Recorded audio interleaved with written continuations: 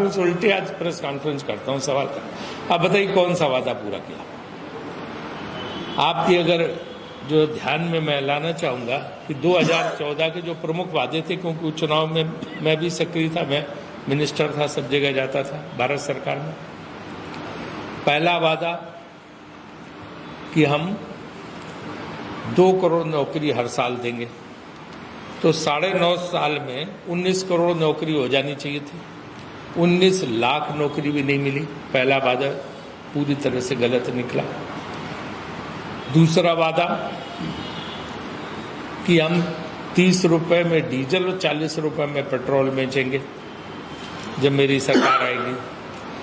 विश्व बाजार में कीमतें आधी से भी नीचे गिर गई। भारत को सस्ता तेल मिला सब जगह से, पूरे विश्व से, और बाद में इसके बाद रूस से भी सस्ता तेल मिला बहुत। इसके बावजूद भी 100 के पार चला गया पेट्रोल डीजल। वो वादा भी इन्होंने पूरा नहीं किया। लाल किले से इन्होंने वादा किया कि 2022 तक एक भी व्यक्ति ऐसा नहीं होगा जिसका घर पक्का नहीं होगा, छत उसकी सीमेंट की नहीं होगी। आपको मैं पूरे देश में करोड़ों घर दिखा सकता हूं जो झुग्गी झोपड़ियों में है। वो वादा भी पूरा नहीं हुआ। वहां पे एक सर के बदले में 10 सर लाएंगे, वो वादा भी कोई नहीं पूरा किया कहीं भी। और एक फहरिस्त है पूरी वादों की जो मैं आपके सामने रख सकता हूं, जिसमें उन्होंने कहा, एक तो सबसे ज्यादा जो आप सब लोगों को पता, पिछले 9 साल से हम लोग बोल रहे हैं कि 15 लाख रुपए हर एक के खाते में आएंगे। वो तो एक बिल्कुल मजाक बन गया। खुद ही बाद में उन्होंने कह दिया कि वो तो चुनावी जुमला था, चुनाव में बोला ही जाता, झूठ इसलिए बोल दिया था। ये बाद में बयान उनका आ गया, उनकी हाईकमान का। तो वो तो उनको पूरा करने नहीं था 15 लाख किसी खाते में, जो सबसे बड़ा वादा था वो भी उन्होंने पूरा नहीं किया। और 100 दिन में महंगाई कम होगी। महंगाई आज 75 साल के इतिहास में सबसे ज्यादा, इतनी महंगाई किसी सरकार में नहीं जो महंगाई इस सरकार में है। और कह रहे हैं कि 5 ट्रिलियन की इकॉनमी बनेगी, अर्थव्यवस्था बनेगी। जो यहाँ की जनता को कुछ नहीं मिल रहा कि अखबार सिर्फ बोलने से और विज्ञापन देने से थोड़ा ट्रिलियन की इकॉनमी बन जाती है। हवाई चप्पल वाले हवाई यात्रा करेंगे। अभी दिल्ली का टिकट ले लो, कोई टिकट 10,000 से नहीं, 15,000, 20,000, 30,000, कहाँ बेचारे हवाई चप्पल वाले हवाई यात्रा करेंगे। वो वादा भी इनका झूठा निकला। 2022 में किसानों को आयु दुगनी हो जाएगी। आयु दुगनी तो छोड़ो, इतनी परेशानी में किसान है कि पूछो मत। खाद की इन्होंने कीमतें जरूर दुगनी कर दी, बाकी चीजों की कीमतें दुगनी कर दी। बीज की कीमत दुगनी होगी, किसान की आय दुगनी होने का तो सवाल ही नहीं उठता था। और इन्होंने 2013 में वादा किया था कि 21 रुपए में धान हम खरीद करेंगे, और 300 बोनस देंगे। वो 21 रुपए का धान तो खरीदना छोड़ दो, भूल गए, उसे कोई मतलब ही नहीं रहा। वो तो बघेल सरकार ने आके जो है उसका 2600 रुपए में धान खरीदा। केंद्र सरकार से किसी किस्म की कोई मदद नहीं मिलती। बिल्कुल मैं स्पष्ट कर देना चाहता हूँ, मैं देश का योजना मंत्री रहा हूँ। कहीं ये मदद नहीं देते। जहाँ विपक्ष की सरकारें हैं कोई मदद नहीं करते, एकदम सौतेला व्यवहार करते हैं वहाँ पे। आज हमने घोषणा की 3200 रुपये देंगे। 32 रुपये ये और कौन सी सहायता मिला के 3900 के करीब हर आदमी को मिलेगा, परिवार को।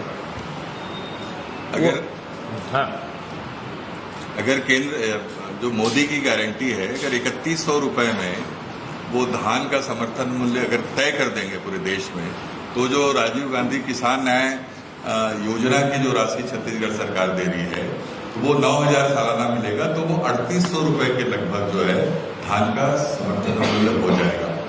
500 रुपए में गैस सिलेंडर देने की बात कर रहे हैं। अगर गैस सिलेंडर 500 रुपए में पूरे देश में अगर वो लागू कर देते हैं, तो 500 की जो सब्सिडी देने की बात छत्तीसगढ़ कांग्रेस पार्टी ने जो कही है, तो हमारी सरकार 500 रुपए महिलाओं के खाते में डालेगी, तो निःशुल्क जो है वो गैस का सिलेंडर हो जाएगा। ये सिर्फ प्रदेश के लिए क्यों, पूरे देश में लागू करें। तो ये इन्होंने वादा किया, अभी क्यों नहीं पूरा होने वाला है? मैंने जानबूझ के सुना, क्योंकि अगर आपकी नीयत है कि छत्तीसगढ़ में आप 3100 रुपए के धान खरीदी करेंगे, तो आपने अभी तक, जब आपकी 15 साल सरकार थी रमन सिंह जी की, तो क्यों नहीं की? एक। नंबर 2, बगल में मध्य प्रदेश है, वहां करवा लो, आपकी सरकार है। बगल में यूपी उत्तर प्रदेश सटा हुआ, वहां करा लो, आपकी सरकार है। यूपी और मध्य प्रदेश में करके दिखाओ, तब तो मैं मानूंगा। कल ही घोषणा करो यूपी उत्तर प्रदेश में।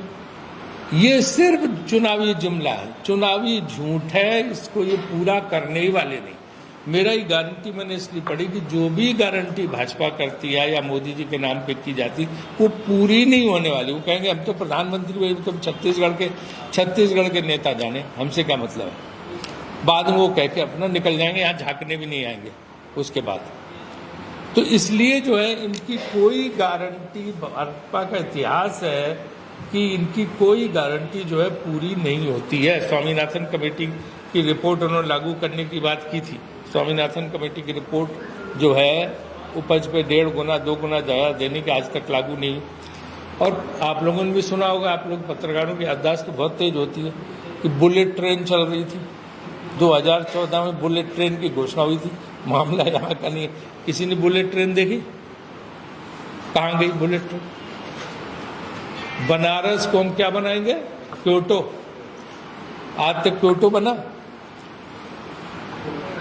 एक घोषणा बता दो जो मोदी जी ने आज तक पूरी की हो या भाजपा ने पूरी की हो। अगर पूरी की होगी तो प्रेस कॉन्फ्रेंस उठ के चले जाए। तो जब कोई घोषणा उनका इतिहास रहा आज तक पूरी नहीं की, तो छत्तीसगढ़ में जो गारंटी बता रहे हैं ये कैसे पूरी करेंगे? ये सिर्फ छत्तीसगढ़ की जनता को गुमराह करने का काम है, सिर्फ उनके वोट लेके बाद में कन्नी काट जाने का काम है, कुछ होना जाना नहीं। इसलिए इनकी गारंटी एक झूठ का पुलंदा है, जिससे मतदाताओं को जैसे छत्तीसगढ़ की जनता को उठा के फेंक देना चाहिए। और दूसरी तरफ इतिहास क्या है? दूसरी तरफ इतिहास, जो वादा कांग्रेस कहती पूरा करती है। पिछली बार भी जब हमने सारी सरकार बनी थी, एक ही घोषणा की थी हमने कि शपथ लेने के बाद सीधे मुख्यमंत्री जाके किसानों का कर्ज माफ करेंगे। उन्होंने किया। हमने कहा कि हम ओल्ड पेंशन स्कीम लागू करेंगे, अपने रिटायर्ड सरकारी कर्मचारियों के लिए लागू किया। ओपीएस राजस्थान में, छत्तीसगढ़ में, हिमाचल प्रदेश में सब जगह पे लागू है। कर्नाटक में जो है महिलाओं को हमने बात की 2000 रुपये देने का काम, उनकी किस्त रिलीज होनी शुरू हो गई। वहाँ पे जो वादा कांग्रेस करती है उसका इतिहास है कि उसको पूरा करती है। हमने कहा था हम गांव की अर्थव्यवस्था सब संभालेंगे और जो लोग गांव में बेरोजगार उनको काम देंगे। मनरेगा हमारा शुरू किया हुआ कांग्रेस का तो कांग्रेस ने जो वादा किया पूरा किया। इनका रिकॉर्ड ही है जिसके लिए इन्हें पद्म श्री पद्म भूषण देना चाहिए कि जो वादा भाजपा ने किया आज तक कभी पूरा नहीं किया। चाहे वो वादा चुनाव में किया गया हो, गारंटियां घोषणा पत्र के जरिए, या लाल किले से किया गया हो, उस वादे का कोई महत्व नहीं है। तो मैं छत्तीसगढ़ की जनता का आप जैसे विद्वान लोगों के जरिए अपील करना चाहता हूँ कि ये इनकी बातों में आई नहीं, ये एक वचन इनका पूरा नहीं होने वाला है, एक भी वादा इनका पूरा नहीं होने वाला है। आप भी कन्विंस होंगे, न तो आप रिसर्च कर लीजिएगा, होमवर्क कर लीजिएगा और बता दीजिए। चंद्रयान किसका है? मैं उस सरकार में मिनिस्टर था, मनमोहन सिंह। चंद्रयान का सारी योजना, सैंक्शन, पैसा सब कुछ डॉक्टर मनमोहन सिंह का दिया हुआ। ये तो खाली श्रेय लेने का, हर जगह फोटो, हर जगह होर्डिंग। मैं तो कहता हूँ जितना पैसा ये होर्डिंग और प्रचार में बर्बाद करते हैं, उतना अगर योजना पे लग जाए तो शायद योजना नीचे गांव-गांव तक, शहरों तक, आप सब लोगों तक पहुंच जाए। हजारों करोड़ सिर्फ जो है चेहरा दिखाने में जगह जगह लग जाता है। पेट्रोल पंप पे जाओ तो फोटो, कहीं भी जाओ तो फोटो, हर जगह फोटो लगी है। कि ये अगर सचमुच विकास में पैसा लग जाए, जो इतना ज़्यादा प्रचार पर लगाते, तो शायद ये इस देश की जो है अर्थव्यवस्था बहुत परिवर्तित हो जाए। मेरा ये मानना, हर जगह हर चीज़ का श्रेय लेना, हर चीज़ का उद्घाटन करना, हर चीज़ का पे प्रचार अपना कराना, सिर्फ इसमें पैसा भारत सरकार का और राज्यों का जाता है। हर जगह वही इनके भाजपा के मुख्यमंत्री वही करते हैं, वही ऊपर से होता है हर तरफ। तो ये जो है मेरा अपना मानना है कि ये लोगों को जो है एक भी वादा नहीं पूरा करने वाले, और इसलिए लोगों को उसमें नहीं पड़ना चाहिए, उनकी बातों में बिल्कुल नहीं आना चाहिए। अब रही बात कि हमारी गारंटियां क्या, उसके बारे में मेरे ख्याल से पहले सब लोगों ने बता दिया होगा कि हमने जो जो कहा है उसको हम पूरा करेंगे, जिसमें मुख्य रूप से जो है पहले की तरह इस बार भी किसानों का कर्ज माफ होगा। 20 क्विंटल प्रति एकड़ धान खरीदी होगी और वो भी हम 3200 रुपये में करेंगे। केजी से लेकर पीजी तक शिक्षा मुफ्त होगी।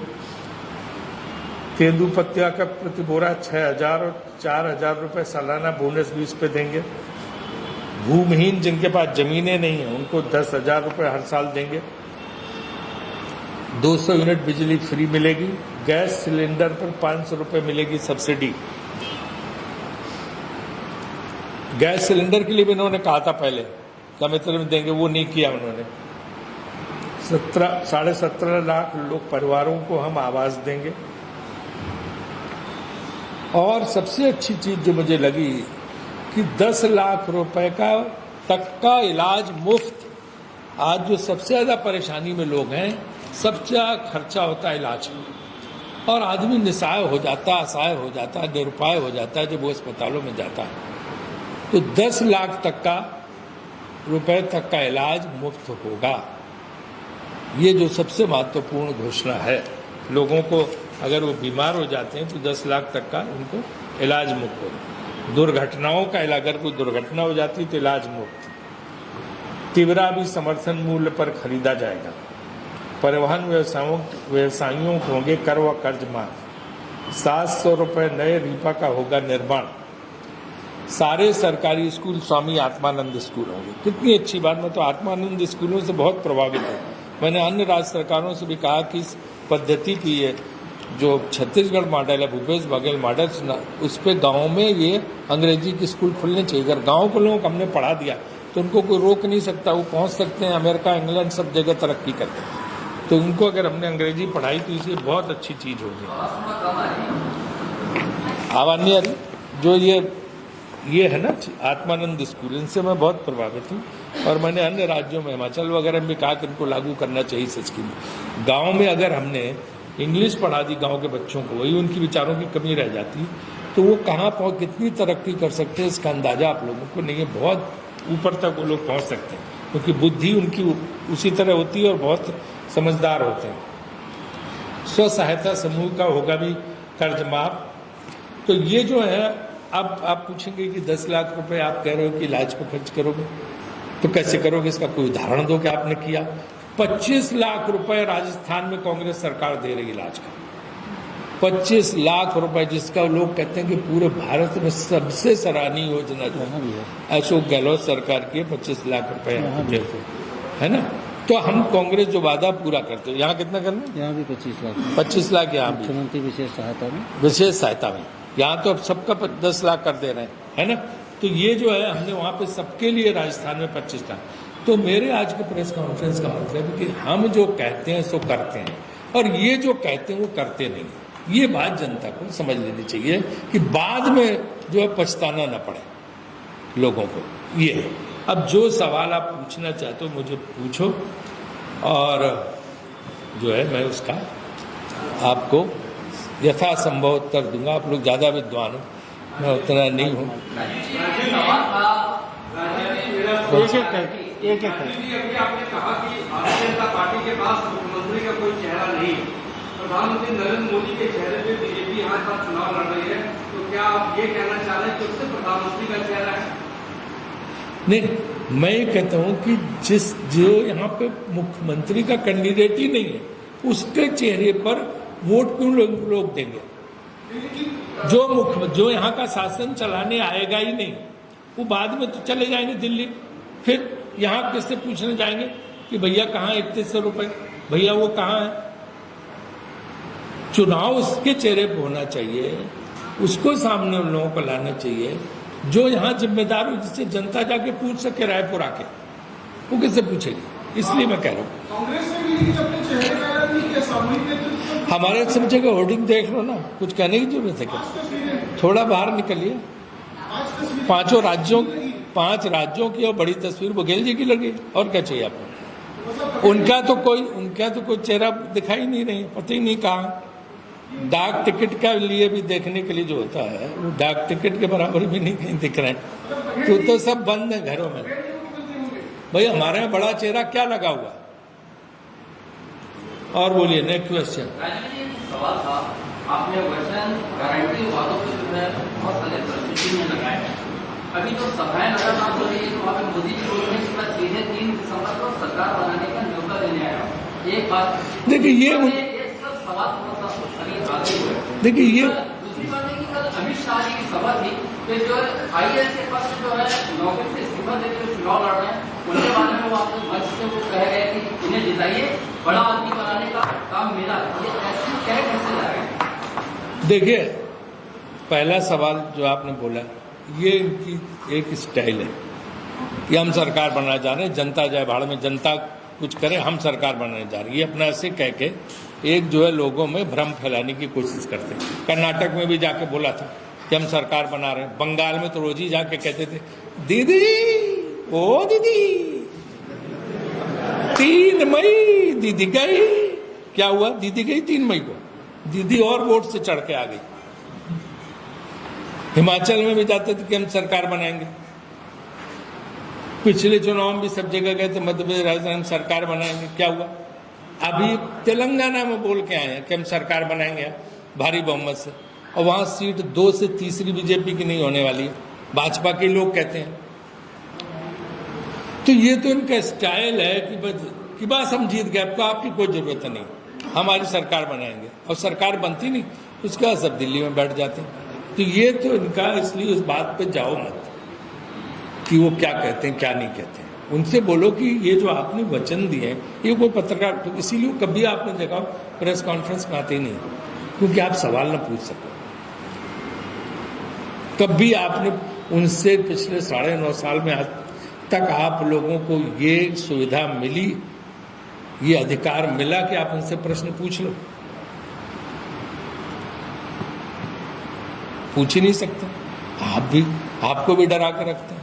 तो फिर ऐसे से आप क्या बाद में पूछोगे कि तुमने ये कहा था ही नहीं? क्या उनको जब एक तरफा ही चलना है, ऑल इंडिया रेडियो खबरें एक तरफा आनी है, तो आप जवाब कहां से पूछोगे? तो इसलिए उस बात का कोई महत्व नहीं कि प्रधानमंत्री जी, आदरणीय प्रधानमंत्री जी क्या बोल के जाते, क्योंकि वो तो इसके लिए जवाबदेह बाद में होंगे नहीं। उनके नाम पर उनका फोटो छाप के वोट मांगा जाता है, क्योंकि राज्य में किसी नेता के कद नहीं कि उसके नाम पे फोटो मांगा जाए, तो हर राज्य में उनका फोटो लगा दिया। राज्य के नेताओं को उन्होंने इतना डाउन कर दिया है कि किसी का इस लायक कद ही नहीं रखा है कि उसके नाम पे वोट मांगा जा सके, उसकी हैसियत ही नहीं रखी है कि उसके नाम पे वोट मांगा जा सके। तो इसलिए अपना फोटो सब जगह लगवा देते हैं, और बाद में चूंकि हमें जवाब देना नहीं, राज्य सरकार जाने जो भी, तो इसलिए जो है उनका कोई मतलब नहीं होता। दूसरी चीज, उन्होंने किसी चौधरी के लिए कहा बड़ा आदमी बनाएंगे, तब से आपने अच्छा सवाल किया। भाजपा के बाकी नेता जो यहाँ लाइन में बैठे हैं वो खलबली मची हुई है, सुबह से उन्हें नींद नहीं आ रही कि करें क्या भाई, ये कहाँ से जो है एक नया नाम आ गया। तो उनकी वो सब जगह ही जाके बोल देते हैं। इतने कैंडिडेट खड़े कर देंगे कि आपस में ही लड़ मरेंगे सब कैंडिडेट।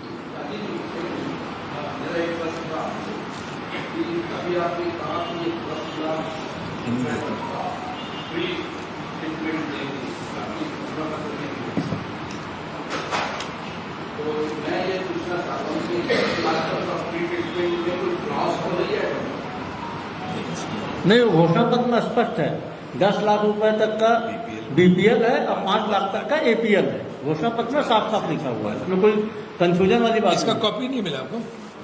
इसमें स्पष्ट। कल शाम को भारतीय जनता पार्टी के दक्षिण विधानसभा क्षेत्र के प्रत्याशी पर हमला हुआ है, हमला होने का प्रयास। तो ये सब बातें यहाँ पे ये सब इनकी स्टाइल है। आप दूसरी जगह भी देना, वो मुझे पता है जो आप कहना चाह रहे हो। ये इनके लग रहा है कि चुनाव उनके हाथ से निकल गया, तो चुनाव को सांप्रदायिक करो, कम न करो, पुराना फार्मूला घिसा-पटा लाने के ये तमाशा करते हैं। ये सब ढोंग है, बनाया हुआ है, फेक है, ड्रामा है, इसलिए इस पर ध्यान ही न दो। और लोकल चीज़ों का लोकल लोगों से पूछे शहर का।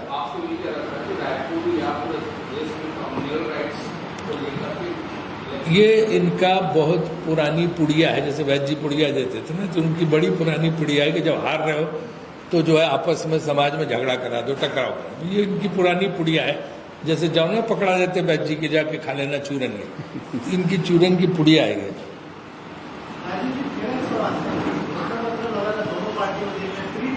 बहुत सारी चीजें देने की बातें हो रही है, क्या ये चीजें बंद नहीं होनी चाहिए?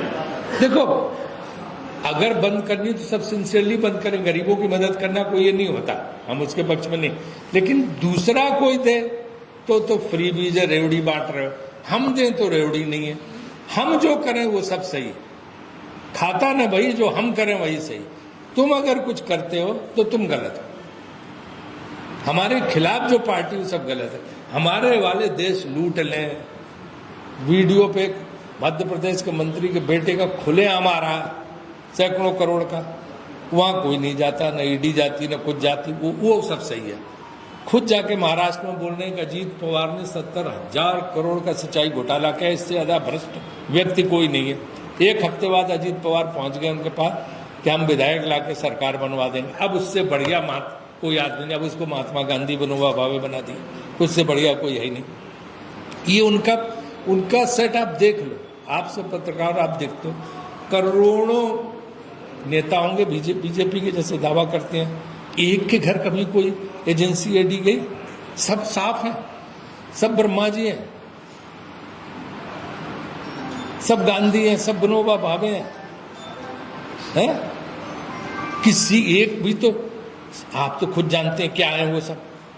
एक क्या की ये सवाल पूछना चाहिए कि सिर्फ विपक्ष के नेताओं क्या? पश्चिम बंगाल में चुनाव हो तो ममता बनर्जी क्या, पंजाब में चुनाव हो तो जो है चन्नी के यहाँ, और वो मान के यहाँ, राजस्थान में चुनाव हो तो अशोक गहलोत के बेटे के खिलाफ, उनके खिलाफ,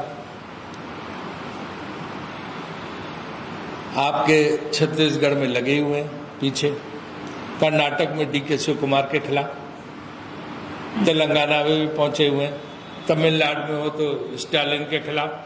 भैया आपकी पार्टी में भी तो कुछ होंगे कि सारे एकदम ईमानदार हैं?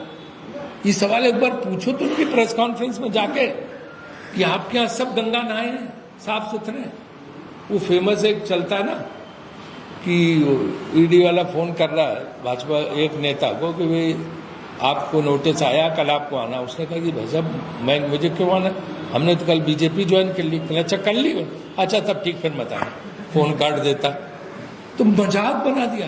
एक ईडी जैसी संस्था की साख खत्म हो गई है, अब लोग हंसते हैं उस पर और उसका कुछ फर्क नहीं पड़ता। कल तुम्हें दूर बिलाई सब्जी, कोई बात ही नहीं कर रहा है। आप देखो ना, इस सरकार ने, पिछली सरकार जो थी भाजपा की, उसके खिलाफ कितनी रिपोर्ट, इंडियन एक्सप्रेस जैसे अखबार ने सीरीज चलाई थी पनामा की, कोई यहां से तो नहीं चली थी। कितने आरोप लगे थे, पूरा वो पढ़ देता हूं मैं, यहाँ पे कागज है। एक की भी जांच होनी थी किसी भी सेंट्रल एजेंसी ने जांच की? नहीं, हमारे वालों की जांच नहीं कर सकते, हमारी तो सरकार है। जांच तुम्हारी होगी। पत्रकार कुछ लिखते, पत्रकार को बंद कर देते उठा। यूपी में कितने पत्रकार बंद कर दिए उठा। आप लोग भी नहीं बचे, जान लो। ये जो ईडी का मजा थोड़ा लेते हो ना आप लोग, हाँ बढ़ा चढ़ा के खूब लिखते हो, आप भी नहीं सेफ हो। आप करके देखो, यूपी में गलत एक रिपोर्ट लिख के देखो। अब ये नया खुला है, पत्रकारों को भी उठा के बंद कर देना, पहले नहीं होता था कभी है। सर एक सवाल है, आप जो छत्तीसगढ़ से राज्यसभा सांसद हैं और इस चुनाव में भी आप 3 सांसदों का वादियों का मुद्दा वो कई सभाओं में कह रहे हैं कि आप 3 सांसद जो छत्तीसगढ़ से बाहर हैं। क्या आप इस प्रेस कॉन्फ्रेंस के माध्यम से बताना चाहेंगे? हाँ जरूर बताना चाहेंगे। छत्तीसगढ़ियों के लिए जो वो कहते हैं, वो सवाल उठाते हैं कि आपने छत्तीसगढ़ियों के लिए क्या किया है पिछले 2 साल में? नरेंद्र मोदी बनारस। देखिए, जिस सबसे ज्यादा पार्लियामेंट में अगर छत्तीसगढ़ की किसी समस्या उठाई तो मैंने उठाई। आपने अखबारों में पढ़ा होगा, जितने डेलीगेशन मिले, जितने छत्तीसगढ़ के मुद्दे संसद में उठाए मैंने उठाए, शायद ही किसी ने उठाए। और इनके सांसद तो कुछ उठाते नहीं, चुप रहते रहे। और जयशंकर जी विदेश मंत्री कहाँ से हैं? गुजरात से, गुजराती हैं। हरदीप पुरी कहाँ से हैं? उत्तर प्रदेश के हैं। मोदी जी स्मृति ईरानी जी गुजरात से हो गई थी, वो कहाँ की है? दिल्ली के। तो अब मैं ये बोला कि ये भारत एक संविधान संशोधन हो गया था, उसके बाद पार्लियामेंट में सुप्रीम कोर्ट दोनों ने कर दिया था कि भारत में कहीं से भी वोटर हो, कहीं से भी राज्यसभा भी लड़ सकता। पहले ये था कि राज्य का होना चाहिए, तब भी बाहर के लोग लाके उनको वोटर बना। अब तो वोटर भी बनाने की जरूरत नहीं। सवाल ये है कि जो चीज मुखरता से जो व्यक्ति प्रदेश की समस्या उठा सके वो आना चाहिए, और मैंने लगातार उठाई है। हर दिन का क्वेश्चन उठा लो, पार्लियामेंट का छत्तीसगढ़ पे सवाल होता ही है हमारा। तो आपने क्या उठाया सर, तो वही जानना चाह रहा था। आप अगर अखबार ही नहीं पढ़ते हो तो बताओ हम भैया क्या करें? आगे सब पता दे दो, हम जो उठाते हैं आपके घर भेज दे। अरे यार 1.5 साल जो उठाया अब यहाँ बता दे प्रेस कॉन्फ्रेंस में। अरे कितनी चीजें मैंने उठाई हैं। यहाँ एयर सब्सिडी उसका मुद्दा, उसका मैंने जाके उठाया वहां पे। यहाँ की सड़कों का, ट्रेन का, कितने मुद्दे नहीं उठाए मैंने। ठीक है, आप आगे से आप पता दे दो, आपको भिजवा दिया करेंगे। श्रीवास्तव जी। और नवभारत तो कौन कौन अखबार तो सब यहाँ के भास्कर नवभारत छापते थे, पेज 1 पे छापे।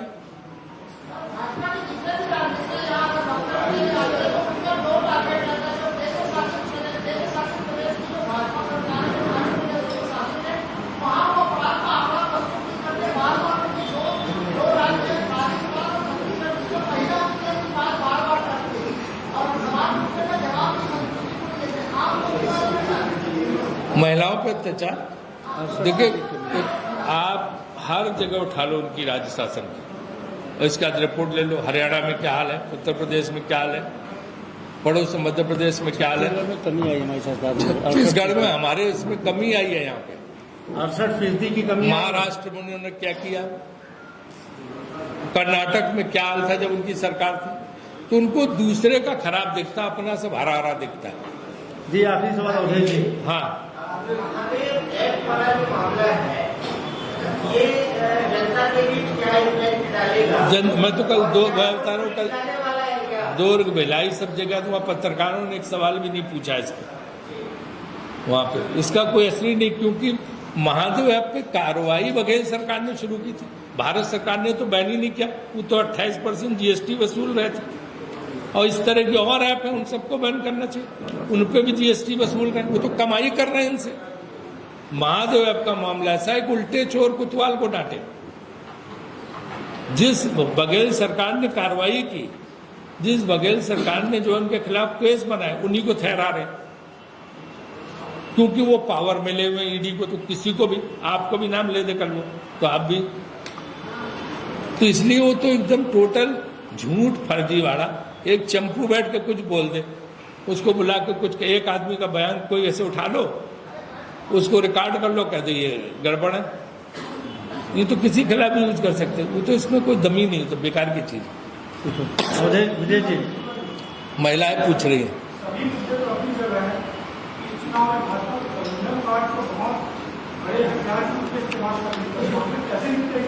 देखिए, इससे आप लोग निपटेंगे, आप लोगों के जरिए निपटेंगे, जनता निपटेगी, क्योंकि इनके पास कोई नहीं। वही बात जी की एक ही पुड़िया है, जब ये चुनाव हारने लगते हैं तब वो कम्युनल सांप्रदायिकता, हिंदू मुस्लिम ईसाई, ये सब इन सब के ये झगड़ा कराने काम शुरू कर देते हैं।